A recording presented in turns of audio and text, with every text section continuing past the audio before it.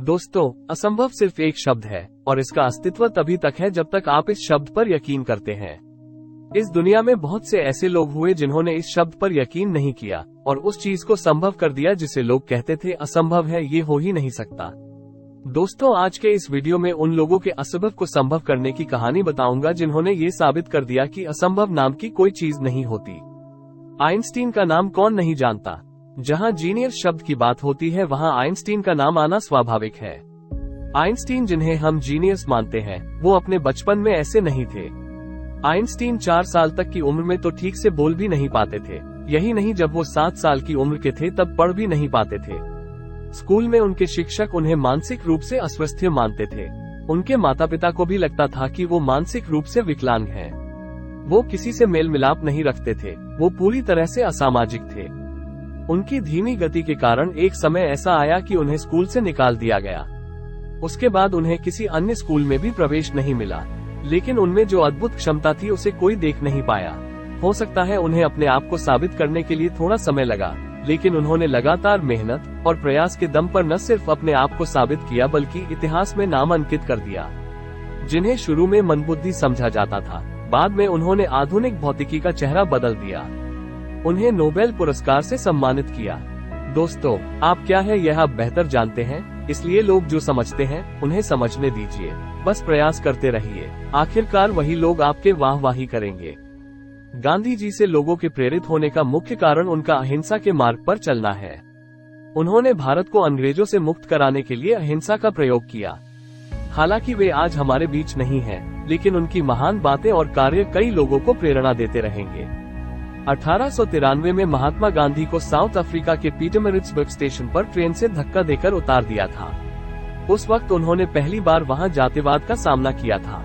इस अपमान से लड़ने के लिए उन्होंने जो आंदोलन खड़ा किया वो इतिहास बन गया। वॉल्ट डिज्नी कंपनी के संस्थापक वॉल्ट डिज्नी, जिनके कंपनी आज दुनिया भर के मर्केंडाइज, फिल्मों और थीम पार्कों से अरबों की कमाई करता है, लेकिन शुरू में उन्हें ये कहकर कि उनमें क्रिएटिविटी की कमी है, उन्हें एक अखबार के संपादक ने निकाल दिया।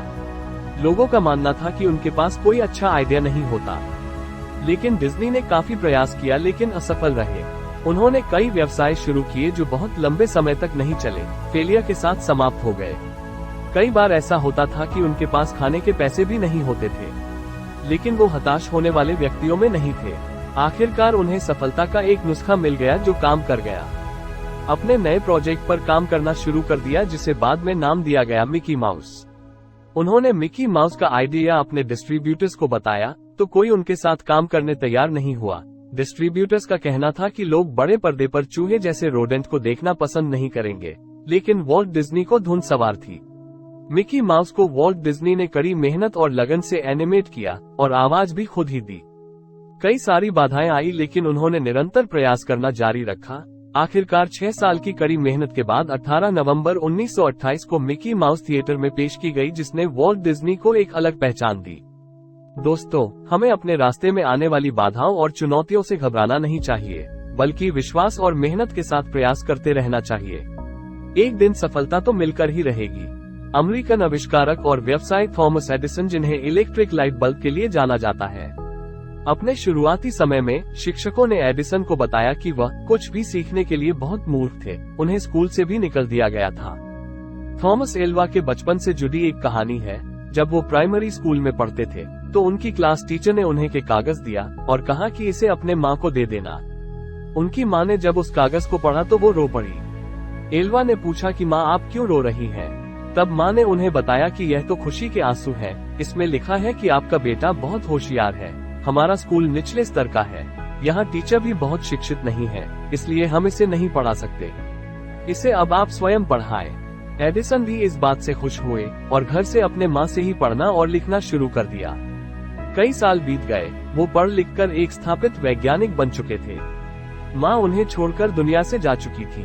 तभी एक दिन घर में कुछ पुरानी यादों को तलाशते उन्हें अपनी माँ की अलमारी से वही पत्र मिला जो उनकी स्कूल टीचर ने दिया था। वो पत्र पढ़कर एडिसन अपने आंसू नहीं रोक सके, क्योंकि उस पत्र में लिखा था कि आपका बच्चा बौद्धिक तौर पर काफी कमजोर है, इसलिए उसे अब स्कूल न भेजें।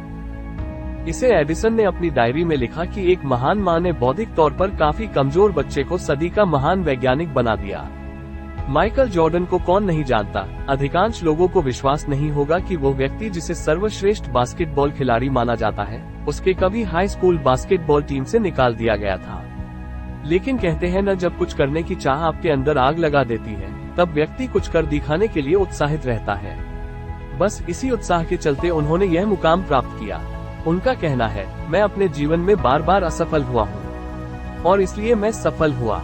कर्नल सैंडर्स को नाम से शायद आप न जानते हो, लेकिन आप उनके चेहरे से उन्हें जरूर पहचानते होंगे। आपने अक्सर टीवी पर KFC का ऐड जरूर देखा होगा।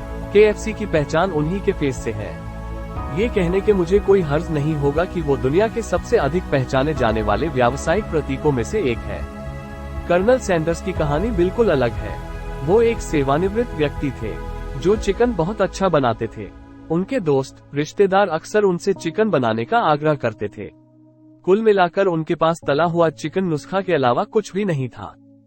शुरू से ही उनका सपना एक रेस्टोरेंट खोलने का था, पर तमाम कोशिशों के बाद भी उनका सपना टूटने की कगार पर था। लेकिन उन्होंने हिम्मत नहीं हारी और घर जा जाकर अपने फ्राइड चिकन रेसिपी का प्रमोशन किया। उन्होंने कई लोगों से उनकी इस रेसिपी के लिए फाइनेंस करने का आग्रह किया, पर तमाम कोशिश के बाद 1009 बार खारिज कर दिया गया। लेकिन अंत में उनकी कोशिश रंग लाई और $1 मिलियन के साम्राज्य KFC की शुरुआत हुई। दोस्तों, केवल एक ऐसी चीज जिसने उन्हें दूसरे व्यक्ति से अलग बनाया, वो थी उनका दृढ़ संकल्प का अविश्वसनीय स्तर। सबसे सफल उद्यमियों में से एक धीरूभाई अंबानी ने अपनी यात्रा 16 साल की उम्र से शुरू की। वो काम की तलाश में यमन चले गए, जहां उन्होंने एक गैस स्टेशन वेटर के रूप में और एक तेल कंपनी में क्लर्क के रूप में काम किया। वहां से लौटने के बाद अपनी दृढ़ इच्छा शक्ति और व्यापारिक समझ के चलते एक कपड़ा व्यापार कंपनी की स्थापना की।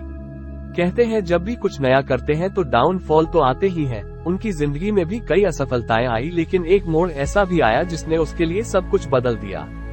1976-77 तक रिलायंस का सालाना कारोबार 70 करोड़ रुपए का था। ये सिर्फ शुरुआत थी। इसके तुरंत बाद रिलायंस फोर्ब्स 500 की सूची में शामिल होने वाली पहली भारतीय कंपनी बन गई।